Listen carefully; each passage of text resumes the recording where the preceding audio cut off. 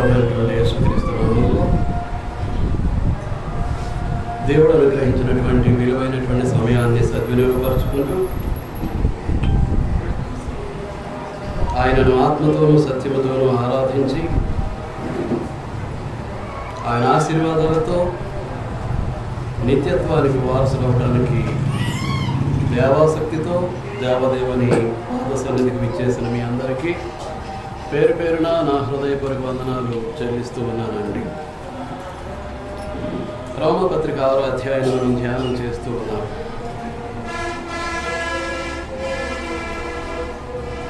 గత పాఠాన్ని కాస్త మనం సమీక్షించుకుంటే 19వ వచనం శరీర బలహీనతల గురించి మాట్లాడుతున్నాడు. దేని గురించి మాట్లాడుతున్నాడు అంటే శరీర బలహీనతల గురించి మాట్లాడుతున్నాడు. మీ శరీర బలహీనత అంటున్నాడు. మీ శరీర బలహీనత అన్నాడు అని అంటే అపోస్తలుడైనటువంటి పౌలు ఎప్పటికే తన శరీర బలహీనతను అధిగమించాడు అనేటటువంటిది మనకు అర్థమవుతుంది. పౌలే కాదు, మనమందరము కూడా శరీర బలహీనతను అధిగమించాల్సినటువంటి అవసరం ఉంది. శరీర బలహీనతను జయించాల్సినటువంటి బాధ్యత మన మీద ఉంది. శరీరం ఏం చేయడానికి ఇష్టపడుతూ ఉంటుందని అంటే అక్రమం చేయటానికి. ఏం చేయడానికి ఇష్టపడుతూ ఉంటుందండి? అక్రమం. చూడండి, అక్కడే ఉంది. అక్రమం చేయటానికి ఇష్టపడుతూ ఉంటుంది, కోరుకుంటూ ఉంటుంది. అక్రమం చేయడానికి అపవిత్రతకును అక్రమమునకును మీ అవయవములను దాసులుగా ఎలాగో అప్పగించుదురో అంటున్నాడు. శరీరం అక్రమం చేయడానికే ఇష్టపడుతూ ఉంటుంది. అక్రమం చేయడానికి శరీరం యొక్క అవయవాలను ఏం చేస్తుంది? అది ఏం చేస్తుంది? అపవిత్రతకును అక్రమానికి అప్పగించేస్తుంది. మీకు అర్థమవుతుందా? అంచేతనే పౌలు ఏమంటున్నాడు? కొరింథీయులకు రాసినటువంటి మొదటి పత్రిక 9వ అధ్యాయం 27వ వచనంలో ఏమంటున్నాడు? నేను గాలిని కొట్టినట్లు పోట్లాడలేదు. ఒకవేళ ఇతరులకు ప్రకటించిన తర్వాత నేను భ్రష్టుడైపోతానేమో అని నా శరీరాన్ని ఏం చేస్తున్నాను? నలగగొట్టి దానిని లోపరుచుకుంటున్నాను. ఈ రోజున మనం అందరం చేయాల్సినటువంటి పని. మన శరీరాన్ని మనం లోపరుచుకోవాలి. లోపరచలేదు అనుకోండి, శరీరం అక్రమాన్ని విచ్చలవిడిగా చేసుకుంటూ వెళ్ళిపోతుంది. అక్రమం చేయటానికి దాని అవయవాలను అదేం చేస్తుంది? అపవిత్రతకును అక్రమానికి అప్పగించేస్తుంది. జాగ్రత్త పడవలసినటువంటి బాధ్యత మన మీద ఉందండి. మనం క్రొత్తగా జన్మించి నూతన సృష్టిగా మార్చబడి దశాబ్దాలు గడుస్తూ ఉన్నాయి. కానీ ఎంతవరకు శరీరానికి ప్రాధాన్యతనిస్తూ ఉన్నాం? ఎంతవరకు శరీరాన్ని లోపరుచుకున్నాం? ఎంతవరకు దాని యొక్క అవయవాలను అక్రమం చేయకుండా అపవిత్రతకు అక్రమానికి అప్పగించకుండా మనం జాగ్రత్త పడుతున్నాం? మనం ఆలోచించవలసినటువంటి అవసరత మన మీద ఉండాలి. అంచేతనే క్రీస్తు ప్రభు కూడా ఏమంటున్నాడు? ఆత్మయే జీవింపజేయుచున్నది, శరీరము నిష్ప్రయోజనము అనేసాడు.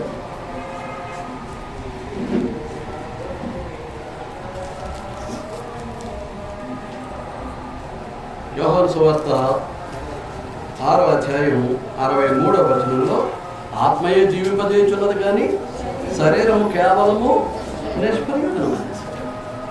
ఎందుచేత నిష్ప్రయోజనము అని మనం ఆలోచన చేస్తే రోమపత్రిక 6వ అధ్యాయం 6వ వచనంలో మనమికను పాపమునకు దాసులము కాకుండాటకు పాప శరీరము నిరర్ధకమగునట్లు అన్నాడు. ఏ శరీరం? ఏ శరీరం అండి? పాప శరీరం. ఖచ్చితంగా పాపం చేయడానికే శరీరం ఇష్టపడుతూ ఉంటుంది. అంచేత దానికి వాడబడినటువంటి పదం ఏంటి? పాప శరీరం. ఎందుచేత పాపం చేస్తూ ఉంటుంది అని అంటే 12వ వచనానికి వస్తే శరీర దురాశలకు లోబడినట్లుగా అంటున్నాడు. శరీరంలో ఏం పుడుతూ ఉంటాయి? దురాశలు. శరీరంలో ఏం పుడుతూ ఉంటాయండి? దురాశ. దురాశ గర్భము ధరించి పాపములు కనుక పాపము పరిపక్వమై మరణాన్ని కడుతూ ఉంటుంది. మనకు తెలిసిందే. అంచేత పాపం అనేటటువంటిది ప్రారంభం ఎలాగా అంటే దురాశ.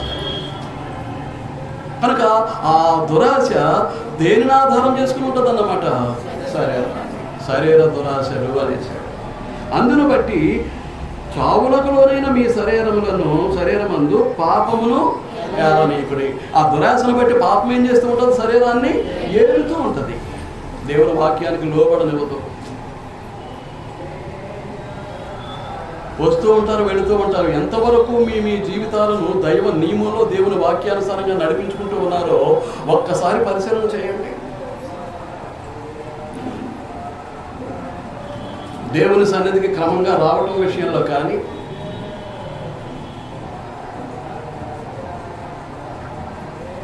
దేవుని వాక్యానుసారంగా జీవితాలు మలుచుకునే విషయంలో కానీ, దేవుని వాక్యానుసారంగా ఆరాధన కార్యక్రమంలో పాలు పొందే విషయంలో కానీ,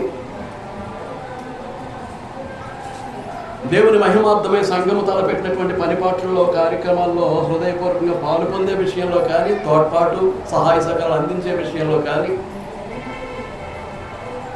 సంఘ క్షేమాభివృద్ధి కొరకు కొన్ని నిర్ణయాలు చేయడానికి సహోదరులు యవనస్తులు కూడుకున్నటువంటి ఆ మీటింగ్కి హాజరవటంలో కానీ ఎంత యథార్థత ఉంది, ఎంతవరకు వాక్యం మన జీవితాల్లో నెరవేరుతున్నాయి అనేటటువంటిది మనమందరము జాగ్రత్తగా చూసుకోవాల్సినటువంటి అవసరం ఉంది. మీరు అర్థమవుతుందండి? లేదు అంటే మన శరీరాన్ని ఏది ఏడుతూ ఉంటుంది? వాక్యానికి లోబడటం చేత కాకపోతే, వాక్యానుసారంగా నడుచుకోవడం చేత కాకపోతే, దేవుని మాటకు విలువనివ్వటం మనకు రాకపోతే మన శరీరాన్ని ఏది ఏడుతూ ఉంటుంది అన్నమాట అండి? పాపం ఏడుతూ ఉంటుంది. ఆ పాపపు ఏలుబడికి కారణం ఏంటి అని అంటే మీ శరీర అవయవములను దుర్నీతికి సాధనాలుగా పాపానికి అప్పగించవద్దు అంటున్నాడు. మీ శరీరం ఒకే అవయవం కాదు, ఆమె బాగా శరీరంలో వివిధ అవయవాలు ఉన్నాయి. మరి ముఖ్యంగా ఇంద్రియాలు, పంచేంద్రియాలు, జ్ఞానేంద్రియాలు, వాటి విషయంలో సాధకం అవసరం. చూడాల్సిన దాన్నే చూడటానికి కంటికి సాధకం అవసరం, వినాల్సిన దాన్నే వినటానికి చెవికి సాధకం అవసరం, మాట్లాడవలసిన దాన్నే మాట్లాడటానికి నోటికి సాధకం అవసరం. ఏంటండి? అవసరమైనంత వరకే దేవునికి మహిమకరంగా ఉండేటట్లు ఈ శరీరంతో ఎంతవరకు సుఖాన్ని అనుభవించాలో అంతవరకే. లిమిట్స్ దాటితే దురాశ అవుతుంది. దుర్నీతికి సాధనాలుగా మనం అవయవాలను ఏం చేసాం? దుర్నీతికి అప్పగించేసిన వాళ్ళం అవుతాం. తద్వారా పాపం ఏం చేస్తూ ఉంటుంది? మన శరీరాన్ని ఏలుతూ ఉంటుంది. ఏం చేస్తూ ఉంటుంది? మన శరీరాన్ని. కనుక శరీరం నిష్ప్రయోజనం అనడానికి ఇవన్నీ ఆధారాలు. పైగా ఏంటంటే కొరింథీయులకు రాసినటువంటి మొదటి పత్రిక 15:50 ఏమంటాడు? రక్తమాంసములు దేవుని రాజ్యమును స్వతంత్రించుకున్న నేరవు. ఎట్టి పరిస్థితుల్లోనూ రక్తమాంసాలు దేవుని రాజ్యాన్ని స్వతంత్రించుకునే అవకాశం లేదు. స్వతంత్రించుకునేటటువంటి అవకాశం లేదు.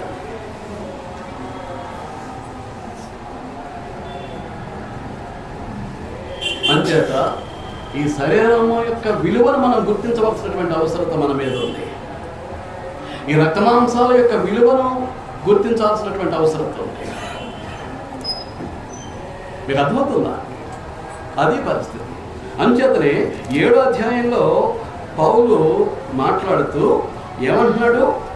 14వ వచనం, ధర్మశాస్త్రము ఆత్మ సంబంధమైనదని ఎరుగుదుము, అయితే నేను పాపమునకు అమ్మబడి శరీర సంబంధినై ఉన్నాను. నీవు శరీర సంబంధివై ఉంటే నువ్వు దేనికి అమ్మబడి ఉన్నావు అన్నమాట?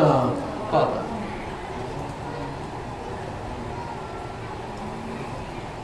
శరీర సంబంధమైనటువంటి జీవితానికి అధిక ప్రాధాన్యతనిస్తూ ఉంటే దేనికి అమ్మబడి ఉన్నాము? దేనికి అమ్మబడి ఉన్నామండి? రిపీట్ చేయాలి, తప్పదు. దేనికి అమ్మబడి ఉన్నాము?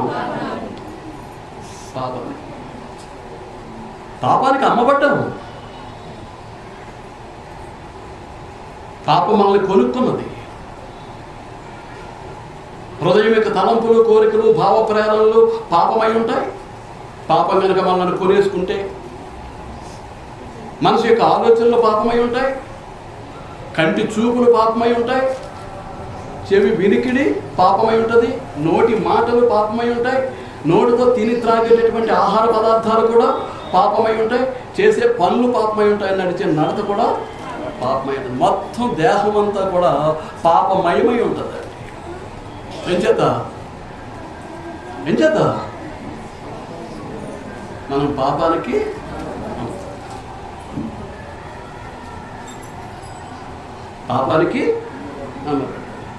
అలాంటి పరిస్థితిలో నేను ఏం చేస్తున్నాను?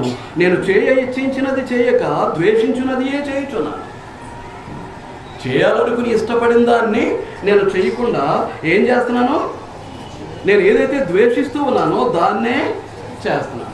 ఇష్టపడిన దాన్ని చెయ్యం, ద్వేషించిన దాన్ని చేస్తాను. నేను ఇచ్చయించున్నది చేయక ద్వేషించున్నదే చేయుచున్నాను. ఇచ్చయింపనిది నేను చేసిన ఎడల ధర్మశాస్త్రము శ్రేష్టమైనదైనట్టు ఒప్పుకొనుచున్నాను.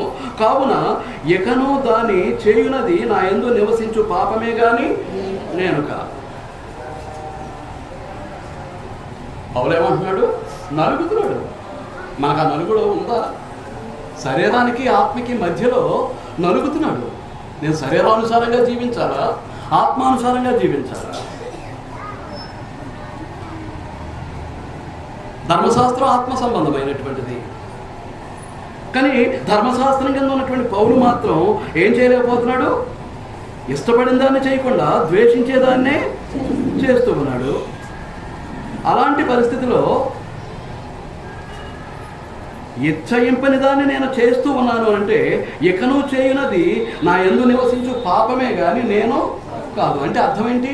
వాస్తవం అది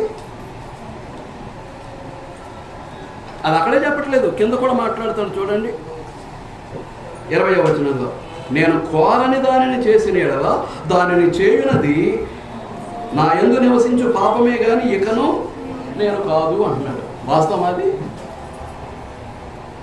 మానవ శరీరం నుంచి పాపాన్ని వేరు చేయగలము. ఒక పాపి పాపమే జరిగిస్తూ ఉండగా ఆ దేహం నుంచి పాపాన్ని వేరు చేయగలమా? ఏమండి?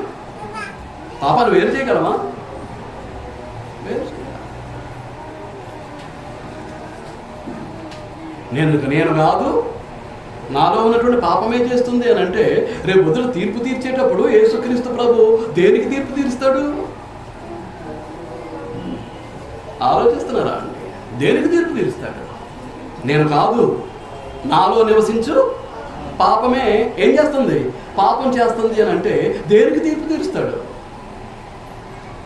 నేను ఎప్పుడన్నా చదివారో లేదో, ఒకవేళ చదివితే ఎప్పుడైనా ఆలోచన వచ్చిందో లేదో నాకు తెలియదు. దేనికి తీర్పు తీరుస్తాడు? అంటే పౌలు ఏం చేస్తున్నాడు అన్నమాట? ఇప్పుడు ఏం చేస్తున్నాడు? తాను చేసేటటువంటి పాపము నుంచి తాను తప్పించుకోవడానికి ప్రయత్నం చేస్తున్నాడు. ఈ tries to escape from his sin. తన పాపం నుంచి తాను తప్పించుకోవడానికి ప్రయత్నం చేస్తున్నాడు. అంటే తన అనుభవం అలా ఉంది. ఈ అనుభవం ఎప్పుడుది? క్రీస్తు దగ్గరికి రాకముందు, క్రొత్త జన్మ ద్వారా క్రీస్తులోనికి ప్రవేశింపకముందు, క్రీస్తులో పరిశుద్ధ అవయవంగా మార్చబడకముందు, నూతన సృష్టిగా తాను మలుచుకోకముందు ఏం జరిగిందన్నమాట? ఏం జరిగింది? తన యొక్క అనుభవం ఏంటనేటటువంటిది, ఎంతగా నలుగుతున్నాడు ఆత్మకు శరీరానికి మధ్య అనేటటువంటిది మనకి ఇక్కడ అర్థమవుతుంది. మీకు అర్థమవుతుందా?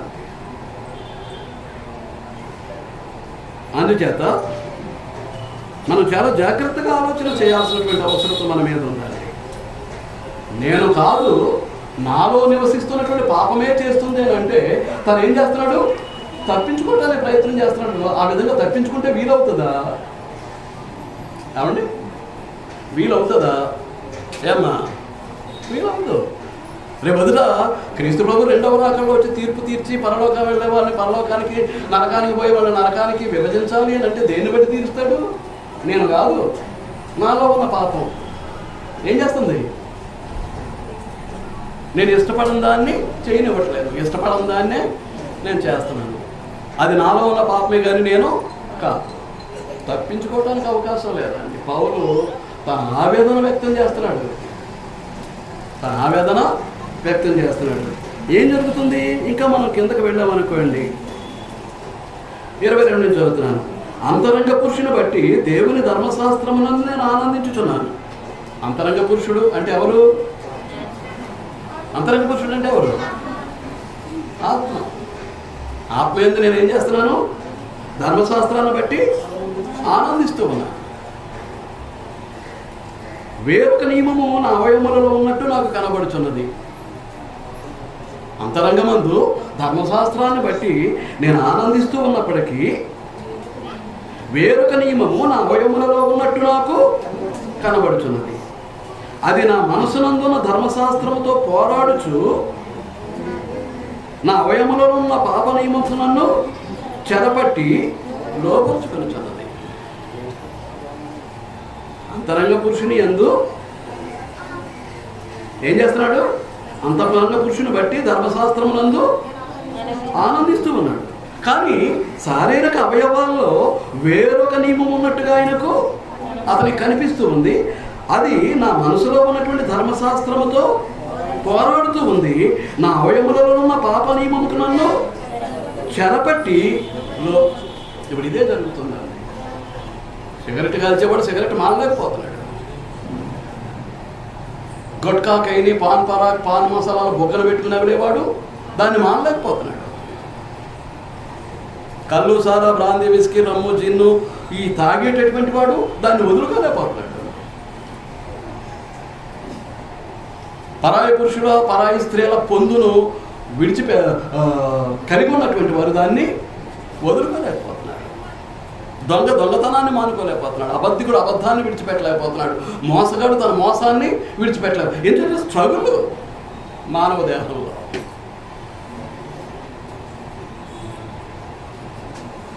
నేను ఆత్మ సంబంధిగా బ్రతకాలని నేను అనుకుంటూ ఉన్నాను. నా శరీర అవయవాల్లో ఉన్నటువంటి వేరొక నియమం ఏం చేస్తుందంటే పాప నియమానికి నన్ను చెరపట్టి అది లోపరుచుకుంటూ ఉన్నది. కాబట్టి నేను చేయాలనుకున్నటువంటి మంచిని చేయలేదు. దేవుని సన్నిధికి క్రమంగా రాలేకపోతున్నాను. వాక్యాన్ని నేర్చుకుని వాక్యానుసారంగా క్రమంగా జీవించలేకపోతున్నాను. దేవునిని ప్రేమించి దేవుని యొక్క ఆజ్ఞలకు విధేయత చూపలేకపోతున్నాను. సంఘ కార్యక్రమాల్లో సంతోషంగా, ఆనందంగా, విలువగా పాలు పొందలేకపోతున్నాను. పాప శరీరం యొక్క విధానం, దురాశలకు లోనైనటువంటి శరీరం యొక్క విధానం, పాపము చేత ఏలబడేటటువంటి శరీరం యొక్క పద్ధతి, విధానం. అది శరీర అవయవాలను దుర్నీతికి సాధనాలుగా, ఆయుధాలుగా మార్చేసినటువంటి ఆ శరీరం యొక్క దుస్థితి అది. మీరు ఎలాగో బ్రతుకుతున్నారో ఒక్కసారి ఆలోచన చేయండి. ఎలాగో బ్రతుకుతున్నారో ఆలోచన చేయండి. శరీరానికి ఆత్మకు మధ్యలో నేను అంటే ఆత్మే, శరీరం కాదు. మనం నివసించడానికి దేవుడిచ్చినటువంటి గుడారం ఏది? శరీరం. ఈ రక్తమాంసాలతో కూడినటువంటి గుడారాన్ని విడిచిపెట్టి ఏం చేస్తాం? మనం వెళ్ళిపోతాం. ఈ సంగతిని కూడా మర్చిపోయి శరీర సుఖం కొరకు, శారీరక ఆనందం కొరకు, శారీరక అవసరాలు తీర్చేటటువంటి ధనం కొరకు, డబ్బు కొరకు, వీటి కొరకే మనం బ్రతుకుతూ వెళ్ళిపోతే అంతకంటే దౌర్భాగ్య స్థితి మరొకటి ఉండదండి. ఈ శరీర అవయవాలకి, శరీరానికి, ఆత్మకు మధ్యలో పౌలు నలుగుతున్నటువంటి విధానాన్ని బట్టి ఏమంటూ ఉన్నాడు? మీకు అర్థమైందండి పాయింట్? అర్థమైందా అండి? ఏమంటున్నాడు? నేను పాపమునకు అమ్మబడి ఉన్నాను. ప్రతి శరీర సంబంధి కూడా దేనికి అమ్మబడి ఉన్నాడు? పాపానికి అమ్మబడి ఉన్నాడు. నా యందు అనగా 18వ వచనంలో నా శరీరమందు మంచిది ఏదియూ నివసింపదని నేను ఎరుగుదును. దేన్ని పట్టుకుని గొప్పలు చెప్తారు? మీరు ఆలోచన చేసుకోండి. దేవునికి అవిధేయులవుతూ, దేవుని వాక్యానికి అవిధేయులవుతూ, దేవుని మాటలు నిర్లక్ష్య పెట్టేస్తూ, దేవుని సన్నిధిని నిర్లక్ష్య పెట్టేస్తూ, మన ఇష్టానుసారంగా నిర్ణయాలు తీసుకుని వెళ్ళేటటువంటి మనము దేనిని బట్టి గొప్పలు చెప్పుకోవడానికి అవకాశం ఉందండి. మీరు ఆలోచించాలని నేను మనవి చేస్తూ ఉన్నా. అందుచేతను ఏమంటున్నాడు? నా శరీరమందు మంచిది ఏదియూ నివసింపదని నేను ఎరుగుదును. నేనేం చేస్తున్నాను? మేలైనది చేయగోరు నాకు కీడు చేయుట కలుగుతున్నదను వేరొక నియమము నాకు కనబడుతుంది. 21వ వచనం. కాబట్టి మేలు చేయగోరు నాకు కీడు చేయుట కలుగుతున్నదను ఒక నియమము నాకు కనబడుతున్నది. దీనికి అంతటికీ కారణం ఏంటంటే అంతరంగ పురుషుని బట్టి దేవుని ధర్మశాస్త్రమునందు నేను ఆనందించుచున్నాను కానీ వేరొక నియమము నా శరీరములో అనగా నా శరీర అవయవులలో ఉన్నట్టు నాకు కనబడుచున్నది. అది నా మనసునందు నా ధర్మశాస్త్రముతో పోరాడుచు నా అవయములలోనున్న పాప నియమమునకు నన్ను చెరబట్టి లోపరుచుకుంటుంది. దేవుని జ్ఞానంతో, ధర్మశాస్త్రంతో ఈ శరీరక అవయవాలలో ఉన్నటువంటి వేరొక నియమం ఏం చేస్తుంది? యుద్ధానికి దిగుతుంది. ఏం చేద్దామంటే మనం శరీరానికే ప్రాధాన్యతనిస్తున్నాం, శరీర అవయవాల యొక్క సుఖానికే ప్రాధాన్యతనిస్తాం. కాబట్టి అదేం చేస్తుంది? దేవుని చట్టం మీదే, దేవుని శాసనం మీదే తిరుగుబాటు చేయడానికి ప్రయత్నం చేస్తుంది. ఇప్పుడు ప్రస్తుతం మనం దేవుని సొత్తు, మనం దేవుని వాక్యం చేత నడిపింపబడాలి, మనం దేవుని కుమారులము, దేవుని కుమార్తెలము అనటానికి రుజువుగా దేవుడు ఏం చేశాడు? పరిశుద్ధాత్మను మనకు వరముగా అనుగ్రహించాడు. పరిశుద్ధాత్మను మనకు వరముగా అనుగ్రహిస్తే పరిశుద్ధాత్ముడు ఏం చేస్తున్నాడు? మన శరీరాన్ని ఆలయంగా చేసుకుని మనలోనే నివసిస్తున్నాడు. కానీ ఈ శరీరం ఏం చేస్తూ ఉంది? పరిశుద్ధాత్మతో కూడా పోరాడుతూ ఉంది. మనలో నివసించేటువంటి పరిశుద్ధాత్మతో కూడా ఏం చేస్తుంది? పోరాడుతుంది. అంచేతే కానుక ఇవ్వటం ఇష్టం ఉండదు.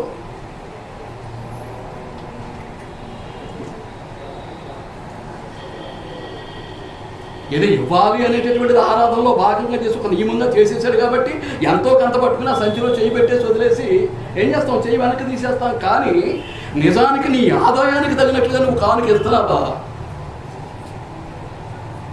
ఇవ్వు. కారణం ఏంటి? నీ శరీర అవయవాలు, నీ శరీరం ఏం చేస్తుంది?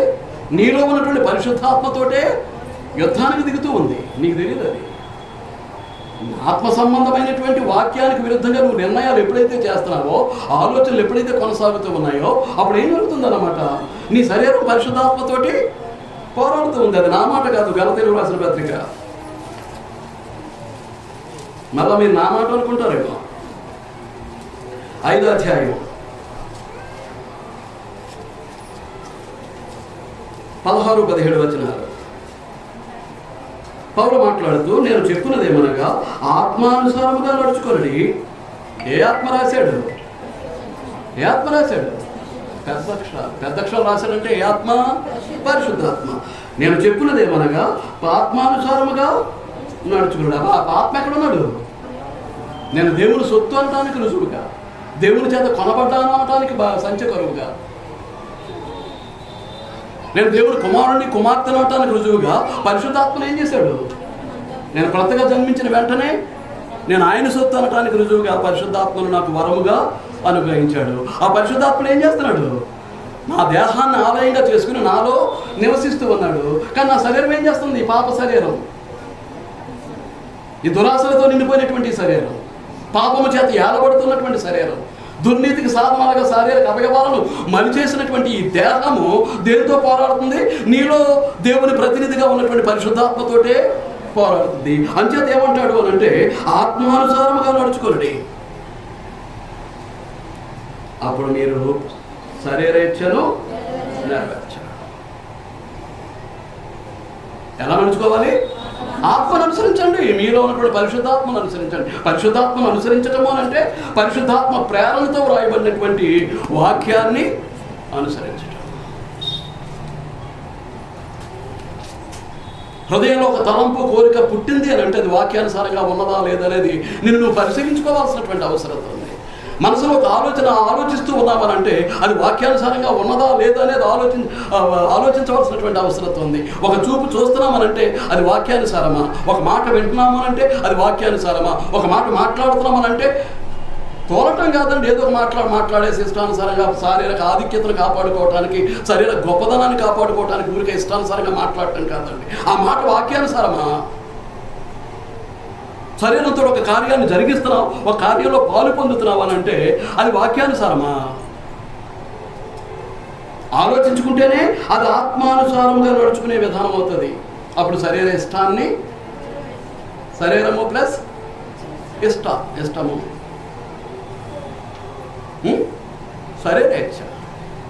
శరీరానికి ఉన్నటువంటి ఇష్టాన్ని మనం నెరవేర్చం. శరీరము ఆత్మకును, ఆత్మ శరీరమునకును విరోధముగా అపేక్షించును కోరుకున్నాం. శరీరం ఏం చేస్తుంది? పరిశుద్ధాత్మకు వ్యతిరేకంగా కోరుకుంటుంది. పరిశుద్ధాత్మ ఏం చేస్తుంది? శరీరానికి వ్యతిరేకంగా కోరుకుంటుంది. ఇప్పుడు ఏంటంటే నేను ఆత్మరూపిగా దేవుని పోలికలో చేయబడ్డాను. ఆత్మరూపిగా దేవుని పోలికలో చేయబడినటువంటి నన్ను ఏది డామినేట్ చేసేస్తుంది? ఈ వేళ నుండి రేపు మట్టిలో కలిసిపోయేటటువంటి దేహం ఏం చేస్తుందండి? నన్ను డామినేట్ చేసేస్తుంది. నన్ను ఆత్మీయంగా బ్రతకనివ్వట్లేదు, దేవుని పోలికలో నన్ను ఉండవట్లేదు. ఇప్పుడు ఏం చేయాలి? నేను శారీరక ఇష్టాన్ని నెరవేర్చడానికి వీలు. ఖచ్చితంగా వాక్యానుసారంగా నేను జీవించవలసిందే. అంచేతనే మన ఆత్మరూపిగా ఉన్నటువంటి నాకు సహాయం చేయడానికి దైవత్వంలో ఒకడైనటువంటి పరిశుద్ధాత్మను ఏం చేశాడు? నాకు వరముగా ఇచ్చాడు. ఇప్పుడు నేను ఆత్మరూపిని, శరీరం కాదు నేను అంటే నేను ఆత్మరూపిని, దేవుని పోలికను. నాకు సహాయం చేయడానికి ఎవరు వచ్చారు? పరిశుద్ధాత్మలు ఇవ్వబడ్డాడు. ఇప్పుడు నా బలం పెరగాలి. పెరిగి ఆత్మ ఖచ్చితంగా శరీరాన్ని ఏం చేయాలి? ఓడించాలి.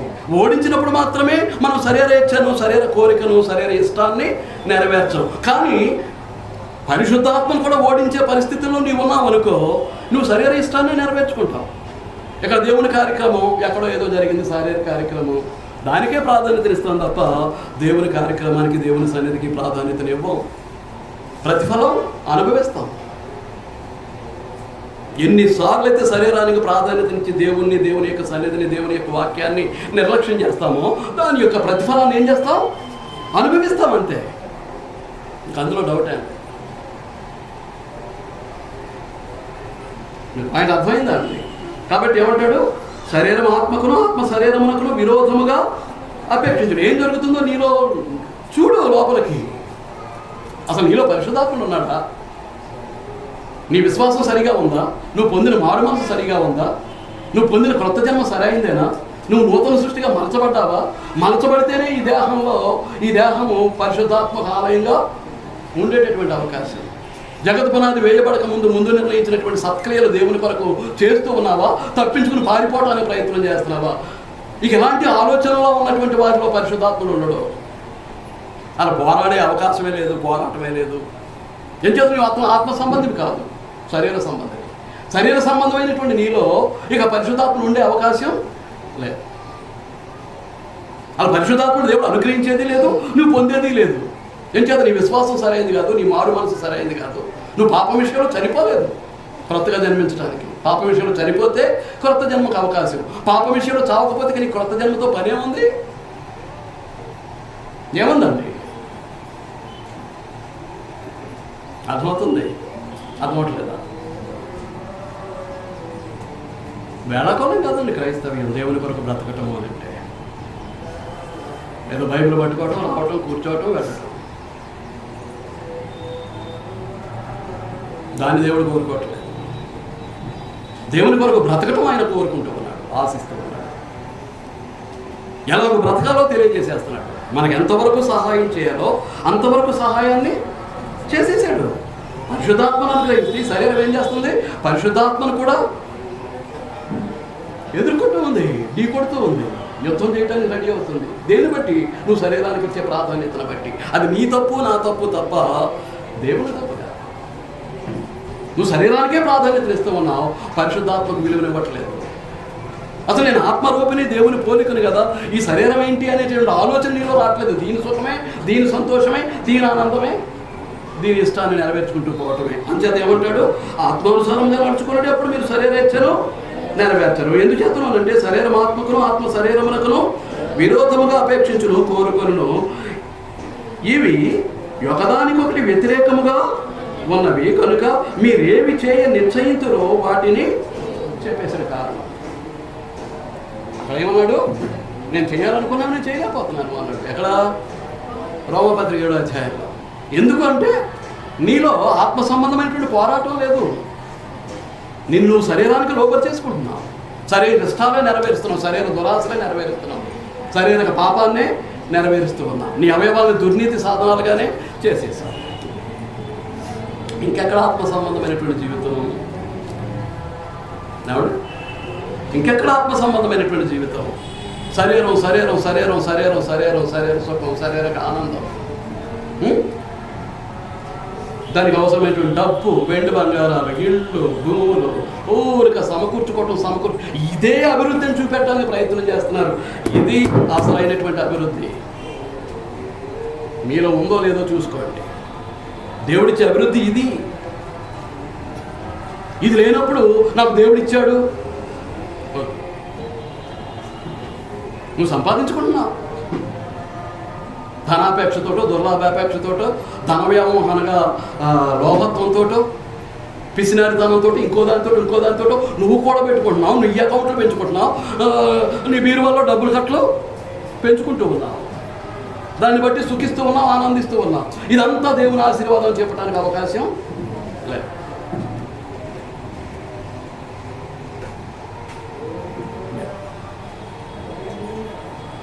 కావాలనుకుంటే యోసేపుని చూడండి, క్షమించండి, యాకోబు,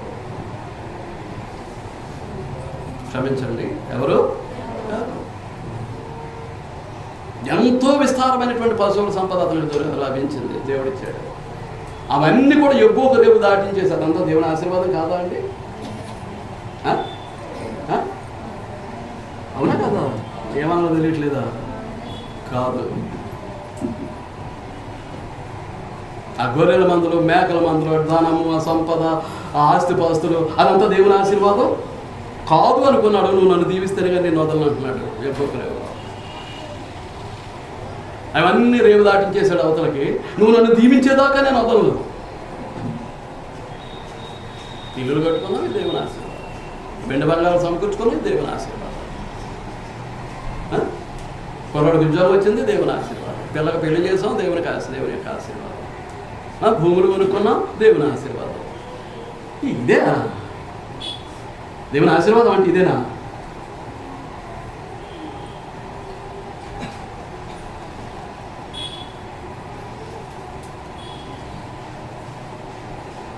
నిజమైనటువంటి ఆశీర్వాదం ఏంటో మనకు తెలిసిపోతుంది. అంటే శరీరం ఆత్మకును ఆత్మ శరీరమునకును విరోధముగా ఆపేక్షించును. ఇవి ఒకదానికొకటి వ్యతిరేకముగా ఉన్నవి కనుక మీరేమి చేయ నిశ్చయించురో వాటిని చేయము. దేనికి ఇస్తున్నాం ప్రాధాన్యత? ఏమండి సహోదరి సహోదరులు, యవ్వనస్తులు, యవ్వనరాంతులు, దేనికి ఇస్తున్నాం ప్రాధాన్యత? ఈ క్షణంలో మిమ్మల్ని మీరు తేల్చుకోవాల్సినటువంటి అవసరం ఉంది. రోమపత్రిక 8వ అధ్యాయం. రోమపత్రిక 8వ అధ్యాయం 12వ వచనం.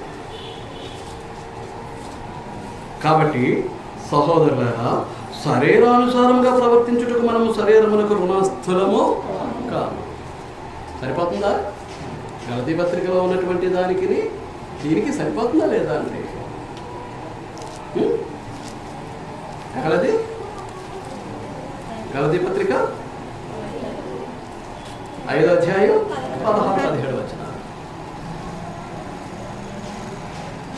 ఆత్మానుసారంగా నడుచుకునేటప్పుడు మీరు శరీరేచ్ఛను నెరవేర్చారు. శరీరం ఆత్మకును ఆత్మ శరీరమునకును విరోధముగా కోరుకుంటూ ఉన్నాయి. అవి ఒకదానికొకటి వ్యతిరేకంగా ఉన్నాయి. అలాంటి పరిస్థితుల్లో మీరు ఏమి చేయాలని అనుకుంటారో వాటిని మీరు చేయలేరు. అంటే ఎంతో నిష్ఠ, ఎంతో ఏకాగ్రత, ఎంతో దీక్ష ఉంటేనే కానీ ఆ విధమైనటువంటి జీవితాన్ని దేవుని కొరకు జీవించడం అనేది మన వల్ల అయ్యే పని కాదు. మన వల్ల ఏ పని కాదు. అంచేత ఏమంటాడు, సహోదరులారా శరీరానుసారముగా ప్రవర్తించుటకు మనము శరీరమునకు దీనికి ఏమైనా బాకీ పడి ఉన్నామా? ఏమండి, ఈ వేలు కనపడి రేపు మట్టిలో కలిసిపోయేటటువంటి శరీరానికి, దేహానికి, ఈ రక్తమాంసాలకి మనం ఏమైనా బాకీ పడి ఉన్నామా దీని ఇష్టానుసారంగా మనం నడుచుకోవటానికి? ఏమండి, దానికి ఏమైనా బాకీ పడి ఉన్నామా? మరి ఎందుకు ఇస్తారు శరీరానికి ప్రాధాన్యత? అది నిష్ప్రయోజనమని ప్రభు అయినటువంటి యేసుక్రీస్తే చెప్పిన తర్వాత వాక్యానుసారంగా శరీరాన్ని నడిపించడం మానేసి ఏం చేస్తున్నాం? దాని ఇష్టానుసారంగా మనం వెళ్తున్నాం. దేని ఇష్టానుసారంగా? శరీరం యొక్క అవయవాల ఇష్టానుసారంగా మనం వెళుతూ ఉన్నాం. అది దురాలసంతో కూడింది, పాపముతో నిండింది, పాపము చేత ఏలబడేది, దుర్నీతికి తమ అవయవాలను అప్పగించేసింది. మీ శరీరం యొక్క ఉనికేటో ఆలోచన చేయండి బాబా. లేకపోతే బ్రదరు నాకు వేరే పని ఉంది, రేపు ఆరాధన రావట్లేదు. ఏది ముఖ్యం? ఏది ముఖ్యం అనుకుని ఆరాధన ఎగ్గొట్టేస్తున్నావు? ఏది ముఖ్యం అనుకుని బైబిల్ తరగతి ఎగ్గొట్టేస్తున్నావు? ఏది ముఖ్యం అనుకుని దేవుని జ్ఞానాన్ని నిర్లక్ష్యం చేస్తున్నావు? ఏది ముఖ్యం అనుకుని దేవుని సన్నిధి నుంచి పారిపోతున్నావు? ఎందుకు ఇదంతా? మనం శరీరానికి రుణస్థలము, దానికి ఏం బాకీ పడలేము. మనం శరీరానుసారంగా మనం జీవించడానికి దానికి రుణస్థలము కాదు. మీరు శరీరానుసారంగా ప్రవర్తించిన ఎడల చావవలసిన వారై, మీరు శరీరానుసారంగా ప్రవర్తించిన ఎడల మీరేమవుతారు? చావవలసిన వారై ఉంటారు. చూడండి, మళ్ళా 6వ అధ్యాయం 12వ వచనానికి వస్తున్నాను. చావునకు లోనైన మీ శరీరం అనడా లేదా? మీరు శరీరానుసారంగా ప్రవర్తించిన ఎడల చావవలసిన వారై ఉంటారు. మీరు శరీరానుసారంగా ప్రవర్తించిన ఎడల చావవలసిన వారై ఉంటారు. అర్థమవుతుంది?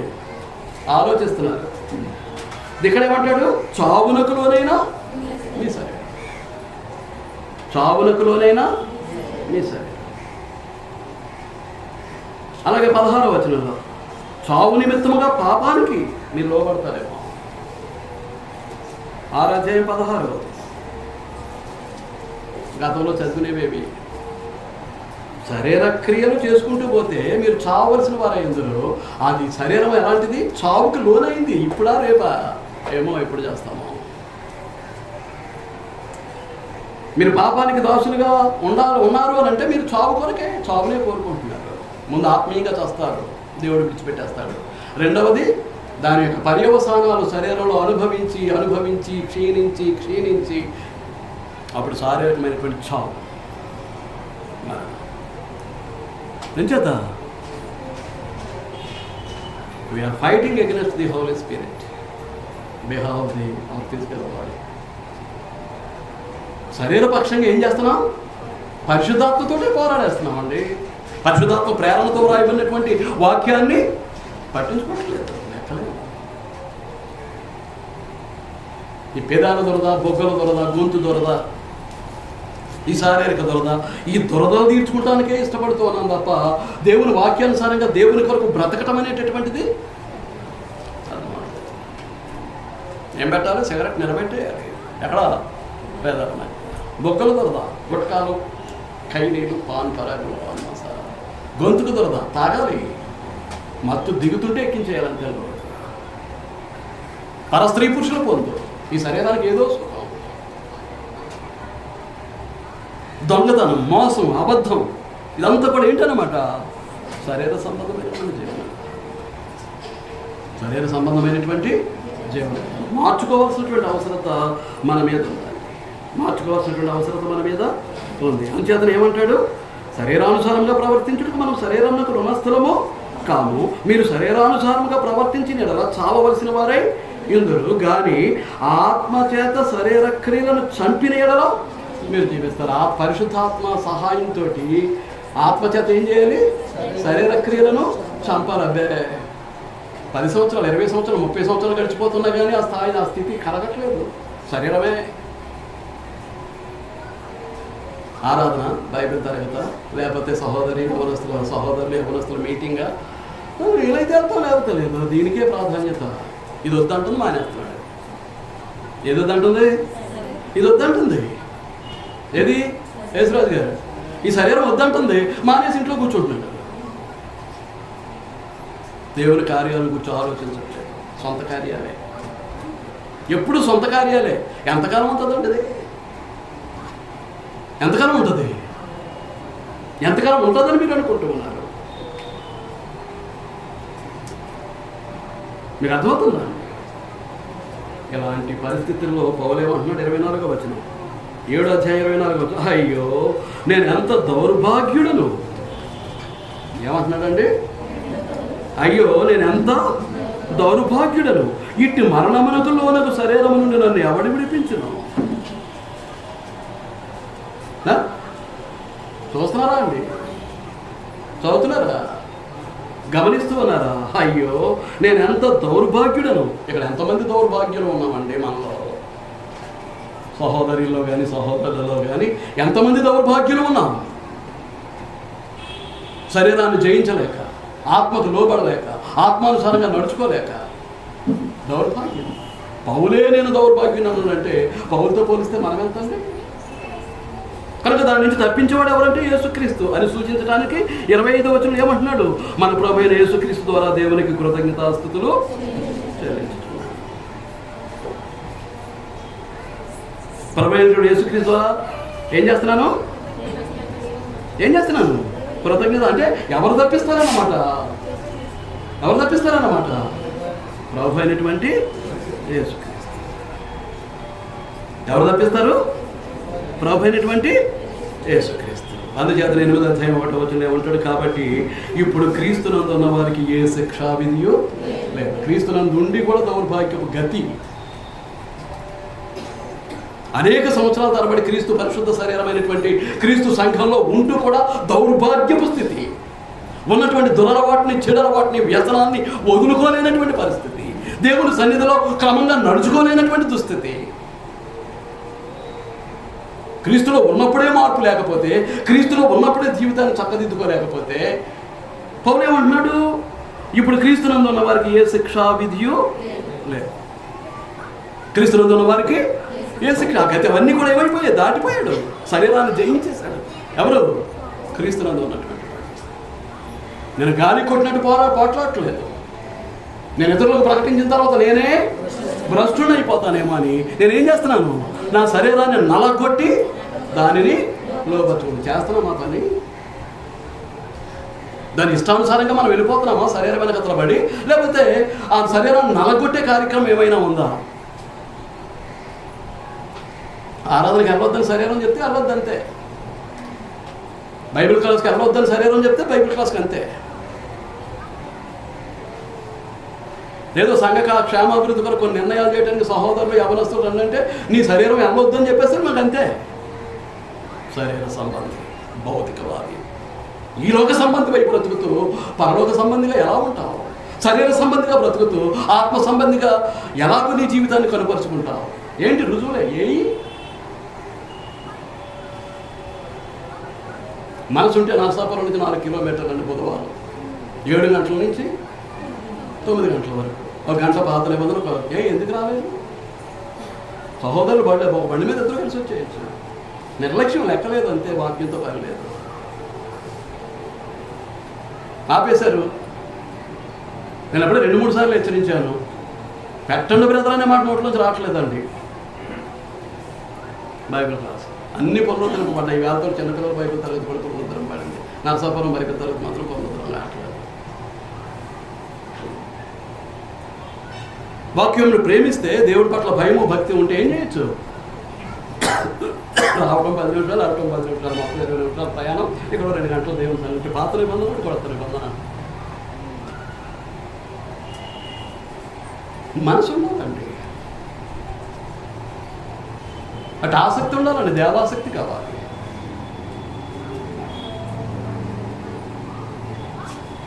కనుక ఆ శరీరాన్ని ఆనుకుని ఎవడున్నాడు? సాతాను ఉన్నాడు. వాడు ఏం చేస్తున్నాడు? నిన్ను ఏలుతున్నాడు పాపం ద్వారా. పాపం నిన్ను ఏలుతుంది. పాపం ద్వారా ఎవరు ఏలుతున్నారు? సాతాను ఏలుతున్నారు. మీరు మీ తండ్రి యొక్క అపవాది సంబంధులు. 8:44 క్రీస్తు ప్రభు అంటున్నాడు తను నమ్మినటువంటి యూదులతోటి, మీరెవరు? మీరు మీ తండ్రి యొక్క దేవుడు తండ్రిని నోరు చెప్పుకుంటుంది, కానీ మీరు వాస్తవానికి ఎవరి సంతానం? అపవాది సంతానమా? ఆలోచించుకోండి.